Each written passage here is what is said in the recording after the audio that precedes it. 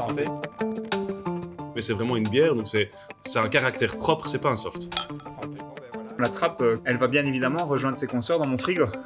C'est vraiment bluffant. Elles prennent de plus en plus de place dans les rayons. De toute évidence, les bières sans alcool sont tendance. On retrouve les bières des grands groupes qu'on retrouve traditionnellement, mais on voit aussi que maintenant il y a des bières de microbrasserie qui viennent s'installer dans ce rayon. La bière sans alcool s'impose comme une vraie alternative au soft. Un nouveau marché s'ouvre.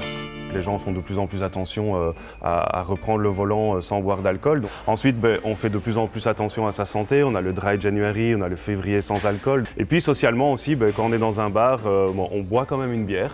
On a quand même un esprit bière et on peut se permettre d'offrir une tournée de bière avec ou sans alcool et tout le monde y trouve son compte. Et ces bières sans alcool, on va bien évidemment les goûter avec nos experts. Premier test avec la nouvelle venue de la microbrasserie Bertinchamp. Alors Damien, c'est vraiment de la bière ? Ah bah là clairement on a vraiment tout le code de la bière, on a cette pétillance, on a ce côté un petit peu maltais. Autre bière sans alcool mais plus fruitée de chez Brussels Beer Project. C'est une bière ici, on a vraiment une pétillance agréable, c'est très fruité, on a une belle tenue de mousse. Voici aussi une première mondiale, la première trappiste à 0,0% d'alcool. Certes, par rapport aux trappistes qu'on a l'habitude de boire, on est un petit peu moins sur la longueur, mais on compare quand même une bière à 0,0 à une bière qui peut être entre 8,5 et 9,5. Donc non, vraiment agréablement surpris. De toute évidence, certaines bières sans alcool arrivent aujourd'hui à garder l'ADN de la bière. Et pour comprendre ce résultat, direction la microbrasserie Brussels Beer Project. Ici, la bière sans alcool à 0,3% se fabrique comme toute autre bière. Les ingrédients sont les mêmes, de l'eau, du malt d'orge, du houblon et une levure un peu particulière.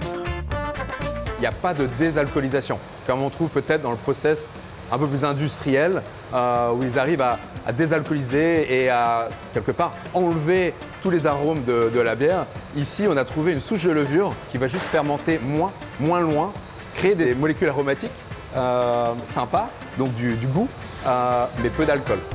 Dans la brasserie Bertinchamp pour la dernière venue, on affiche un 0,0% d'alcool avec une autre technique.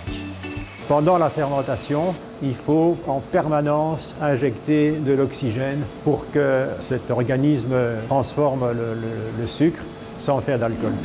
Pour ces producteurs de bière sans alcool par fermentation, le coût de production est identique à la bière avec alcool. Pour le consommateur, elles ne sont pas moins chères, mais elles peuvent se consommer sans modération.